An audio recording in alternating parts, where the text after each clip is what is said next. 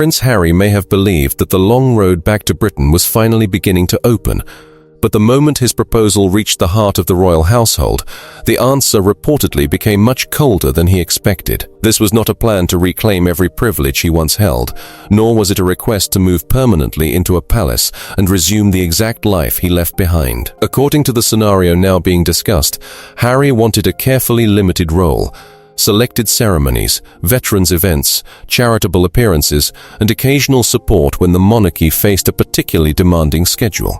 In his mind, it was a practical compromise. He could continue living in California, protect the independent life he had built with Meghan, and still offer service to the institution that shaped him from birth. But inside the palace, the proposal raised a far more difficult question. Could a royal duty be switched on for important occasions and switched off when the cameras disappeared? Prince William's answer was said to be decisive, and once that answer reached King Charles, Harry's hoped for return began to collapse before formal talks could even start. That is where William's position becomes impossible to ignore. Charles may still be the sovereign, but William represents the next chapter of the monarchy. Any arrangement created today would eventually have to survive under his reign. For that reason, a temporary compromise that Charles might accept as a father could become an unstable problem for William as a future king. This was no longer simply a disagreement between two brothers. It was a struggle over what royal service means, who controls its boundaries, and whether personal reconciliation can ever be separated from public responsibility. Subscribe to the channel for more detailed royal analysis, because the deeper this story goes, the more it reveals about the balance of power already changing inside the House of Windsor. Harry's proposal was reportedly designed to appear modest. Rather than asking for a full restoration of titles, military appointments, palace offices, or taxpayer-supported staff, his representatives were said to have suggested a smaller framework. He could attend a limited number of national occasions, support causes connected to veterans and mental health, and appear beside the family during moments when unity mattered to the public. The idea may have seemed reasonable from California. Harry has years of experience at major ceremonies, understands the expectations of public engagements, and still possesses global recognition that few other members of the family can match. He may have believed those qualities gave him something valuable to offer. Yet the very flexibility that made the plan attractive to Harry made it unacceptable to William. The future king reportedly saw a dangerous contradiction. A working royal represents the crown as a permanent responsibility, not as an occasional partnership. The role affects security, funding, communications, commercial agreements, political neutrality, and the privacy of everyone inside the institution. William's concern was not simply whether Harry could perform a few successful engagements. It was whether the monarchy could control the consequences that followed once those engagements were over. To Harry, such objections may have sounded like excuses built around old resentment. He had already lost his formal position, his military patronages, and the daily structure that once defined his place in Britain. A limited return would not have erased those consequences. It would only have given him a path to contribute again. But from William's perspective, the past could not be ignored simply because the new proposal used softer language. Years of interviews, public accusations, documentaries, private family details, and deeply personal claims had transformed every future meeting into a question of trust.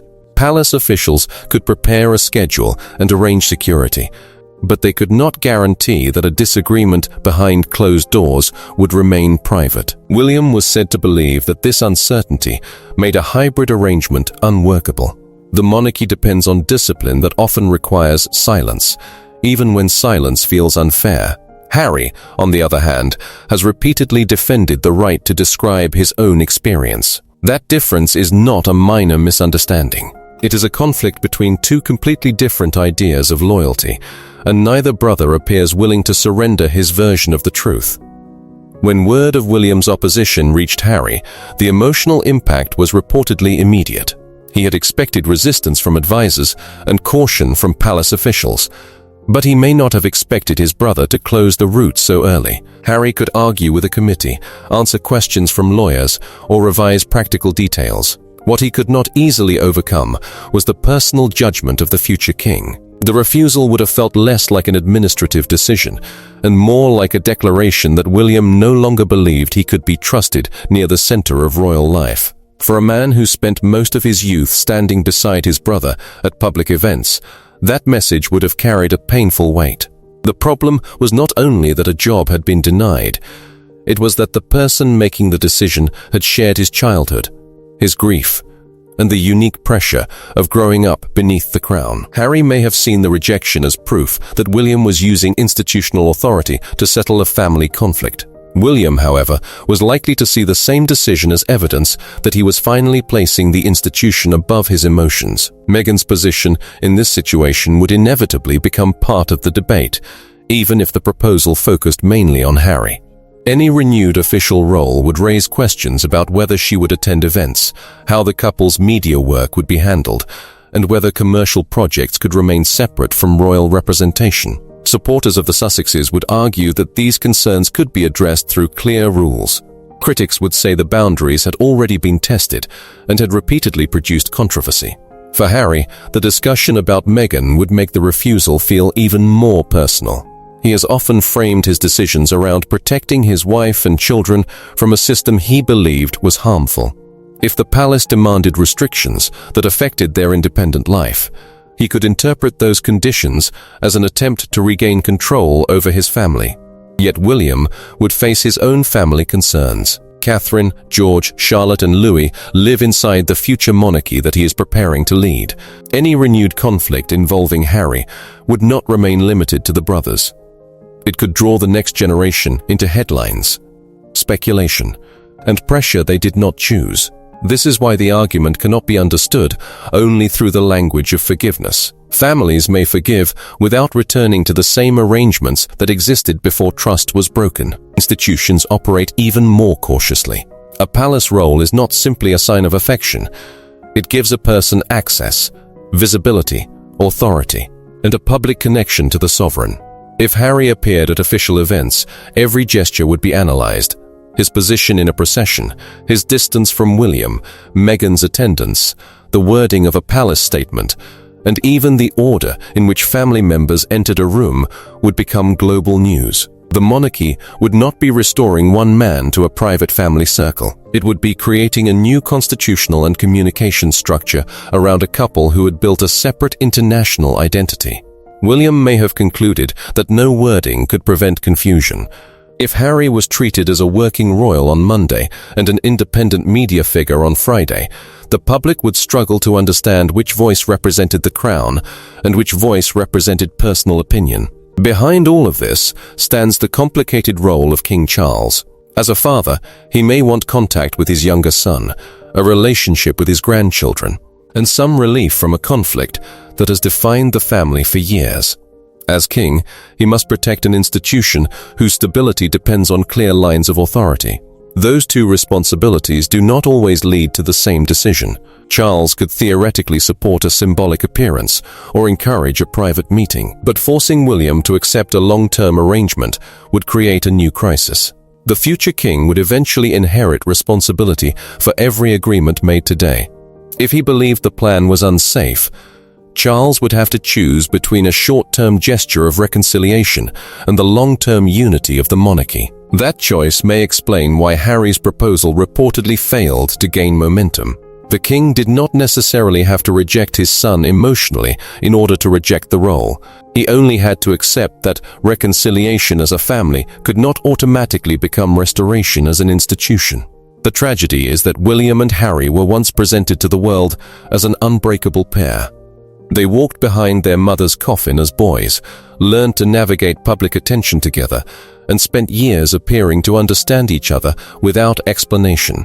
Their shared loss created a bond that outsiders assumed would survive every pressure. But shared grief can produce different survival strategies. William moved closer to duty, structure, and the future responsibility waiting for him. Harry increasingly questioned the system, its relationship with the press, and the emotional cost of royal life. For a time, those different paths could exist side by side.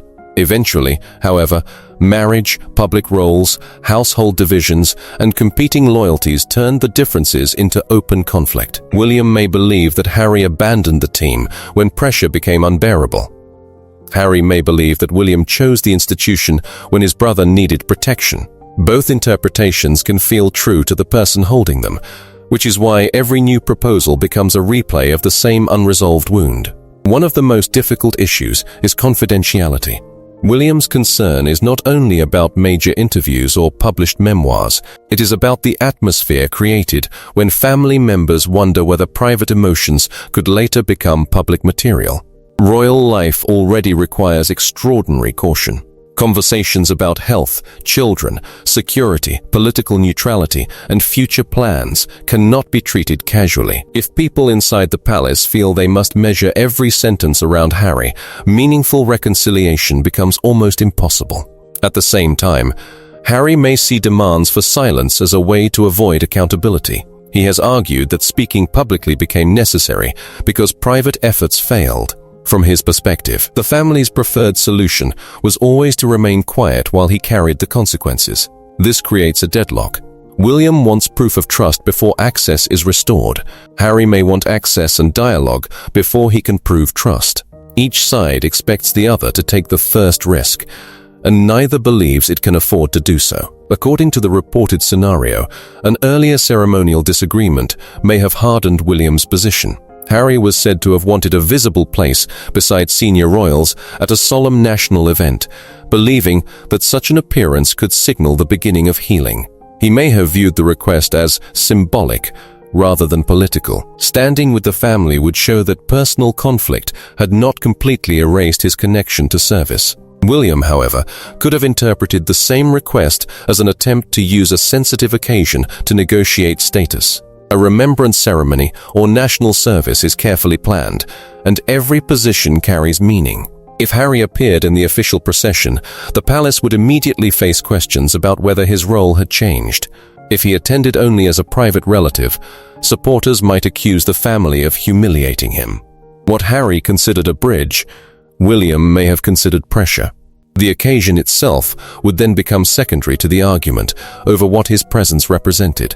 The brothers' disagreement reportedly became more intense because each believed the other was manipulating the emotional meaning of the event. Harry may have felt that the family wanted to display him when unity looked useful, but deny him any meaningful position. William may have felt that Harry was turning a family invitation into leverage for a public return. Neither interpretation left space for a simple compromise. If William agreed, he risked creating expectations the palace did not intend to fulfill. If Harry accepted a private place, he risked appearing publicly diminished. The disagreement therefore became about dignity as much as duty. For Harry, accepting a distant position could feel like confirmation that he was tolerated but no longer respected. For William, granting an official position without a wider agreement could look like surrendering institutional rules to emotional pressure. Once both brothers viewed the issue as a test of principle, backing down became almost impossible. From that point, palace advisors would have needed to examine every practical consequence. Who would fund the security connected to official appearances? Which household would control Harry's schedule? Would his speeches require approval? Could he continue projects that discussed royal life? Would commercial partners use his temporary royal visibility in marketing? Would Meghan take part, and under what status? What would happen if the couple disagreed publicly with a palace decision immediately after representing the king? None of these questions can be solved by goodwill alone. Royal engagements involve government coordination, charities, security teams, diplomatic protocols, and media planning. A single appearance can create obligations that continue for months. William's reported refusal may therefore have been based not only on personal distrust, but also on the fear that a limited role would produce unlimited confusion. William's answer would likely be that royal duty is not a public relations experiment. The monarchy cannot treat official representation as a temporary campaign that ends if either side becomes uncomfortable. A working royal is expected to follow the sovereign's direction, maintain political neutrality, accept restrictions, and place institutional needs ahead of personal projects. Harry left because he believed those conditions were incompatible with the life he wanted. William may see no evidence that the basic conflict has changed. The proposed role would allow Harry to keep the independence he values while recovering selected benefits of royal status. To William, that could appear unfair to family members who remained, accepted scrutiny, and continued working within the rules. The issue would not be whether Harry is talented or capable. It would be whether two incompatible systems could operate through the same person without eventually colliding again. William's most powerful concern may be the safety and stability of his immediate family. Catherine has faced intense public attention, and the Wales children are growing up under the same system that shaped William and Harry. He may believe his first duty is to prevent them from becoming secondary characters in another cycle of family conflict. Even a small disagreement could produce weeks of headlines involving Catherine, comparisons between wives, speculation about the children, and claims from unnamed sources. William has spent much of his adult life trying to create a more controlled environment for George, Charlotte, and Louis.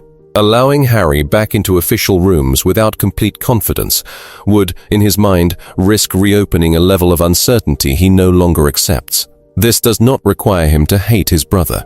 In fact, the decision may be painful precisely because he still remembers the closeness they once had. But future kings are often judged by the boundaries they enforce, not only by the emotions they feel. When Charles reviewed the situation, he would have faced competing truths. Harry remains his son, and the king may understand more than anyone how damaging years of emotional distance can become. But Charles also knows that monarchy depends on continuity. He cannot create a role that the next sovereign intends to dismantle. Doing so would transfer an unresolved crisis directly into William's reign. The king's advisors would likely emphasize that a decision made from paternal guilt could weaken both the present and future household. At the same time, a harsh rejection could deepen Harry's isolation and make reconciliation even less likely. Charles would therefore need to separate compassion from authority. He could offer private contact, access to family events under agreed conditions, and a relationship with Archie and Lilibet. What he could not safely offer was an official position without William's confidence. In that sense, Charles's silence would not mean indifference. It would mean accepting that the crown limits what a father can repair. The final assessment would almost certainly focus on risk rather than emotion. Security arrangements would need clarity. Commercial relationships would need separation. Public statements would need approval. Confidentiality expectations would need enforcement. Meghan's possible participation would require a defined status. Funding would have to be explained. Charities would need to know whether Harry appeared as a private patron or as a representative of the king. International visits could raise diplomatic questions. Even social media posts after an event could create confusion. Each issue might appear manageable on its own, but together they form a structure far more complicated than the phrase limited return suggests. William may have concluded that the plan would consume more energy than it provided and keep the monarchy trapped in permanent negotiation. From his point of view, a clean boundary would be less damaging than years of uncertainty. Harry, meanwhile, could see that same boundary as proof that the institution had learned to function without him and no longer wished to make room for his return. That realization may be more painful than losing a title. For years, he has built a public argument around the idea that he left an unhealthy system but never stopped caring about service. A limited role would allow him to show that independence and duty could coexist. William's refusal would challenge that belief. It would tell Harry that service to the crown cannot be defined by the person offering it. The institution decides the terms, the timing, and the limits. If those conditions are rejected, royal service ends. Harry might then wonder whether the choices that once felt necessary had permanently closed the only door he hoped would remain available. According to the scenario, Harry's advisors explored alternative routes. Could he attend veterans' events in Britain without representing the palace? Could a Commonwealth charity invite him independently? Could he appear at a national ceremony as a private figure while still receiving some form of family recognition? Each option would avoid the language of a full return, but none would solve the central problem. The moment Harry's presence appeared connected to the crown, questions about authority would return. If the palace approved the event, it would look like a partial restoration. If the palace did not approve it, the appearance could be interpreted as a challenge. This is the difficulty of royal symbolism. There is almost no such thing as a neutral gesture. A seat, a uniform, a balcony, a procession, or a photograph can communicate more than a formal statement. William's reported position may therefore have been that ambiguity itself was the danger. The personal consequences would soon become unavoidable. Harry could continue arguing over language, seeking another meeting, or asking Charles to intervene. But a refusal supported by both the king and the heir would leave little room for negotiation. He might initially respond with anger, because anger protects against the deeper feeling of being unwanted. Yet, once the practical routes closed, grief would replace confrontation. The role he was seeking was not merely employment. It was connected to childhood, military service, public identity, and the belief that he still belonged to a larger national story. Losing that possibility could feel like a second departure, except this time the choice would not be his. Meghan might remind him that their independent work does not require palace permission, and she would be correct. But independence cannot fully replace recognition from the family, whose approval still matters emotionally. Charles would then need to speak to Harry, not as a negotiator, but as a father. Such a conversation would not require dramatic accusations. The most painful truths are often delivered quietly. The king could explain that family contact remains possible, but official service cannot resume while trust is uncertain. He could reassure Harry that being his son is not conditional on holding a palace role. At the same time, he would need to avoid creating false hope. A vague promise to reconsider later could keep the conflict alive and encourage another public campaign. Charles might therefore draw a careful distinction. The family door is not the same as the institutional door. One can remain open while the other stays closed. Harry may understand the logic without accepting the emotional cost. To him, the separation could feel artificial because his family and the monarchy were never separate during his upbringing.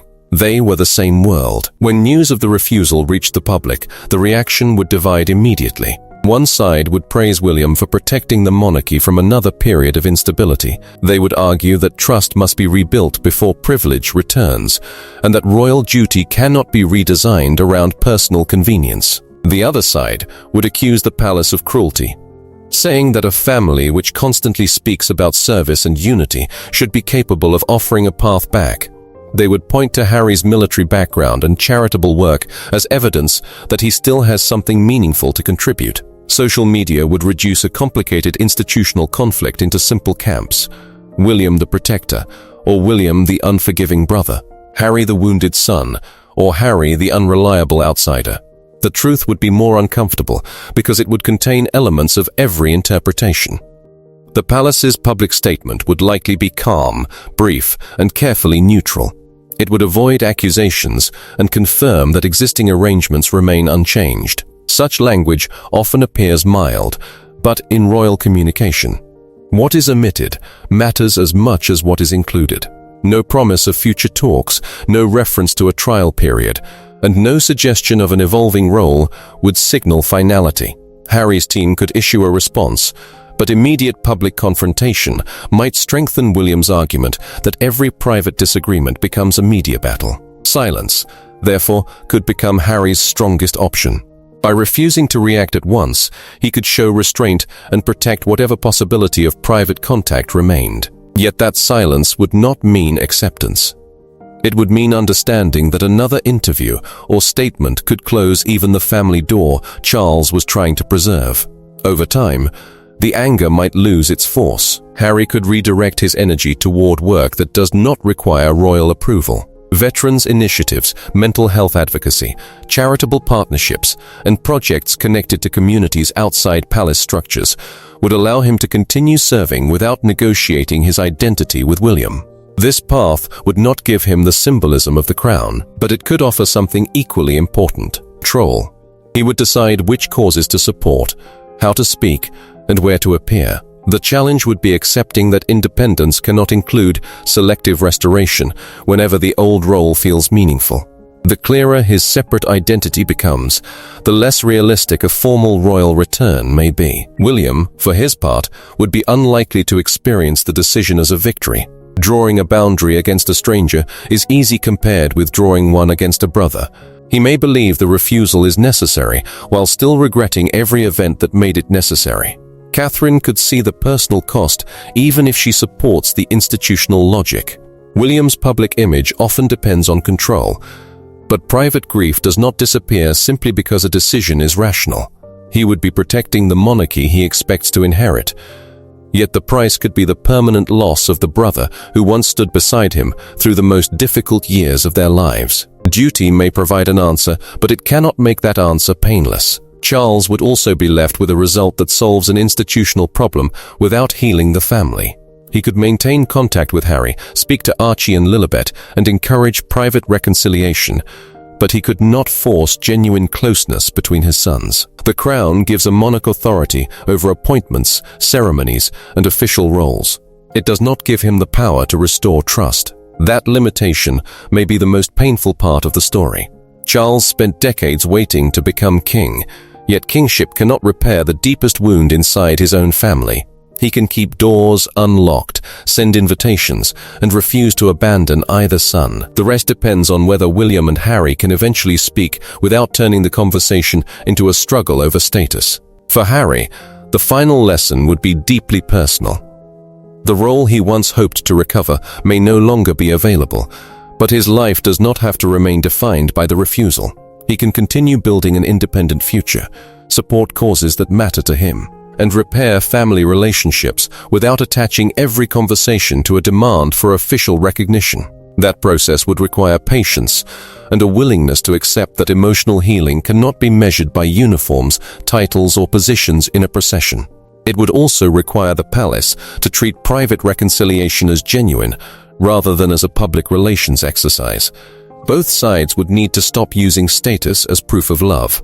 For William, the lesson would be equally difficult. Protecting the crown may require firmness, but the monarchy's future will also depend on whether it appears human. A boundary can be necessary without becoming an excuse for permanent emotional distance.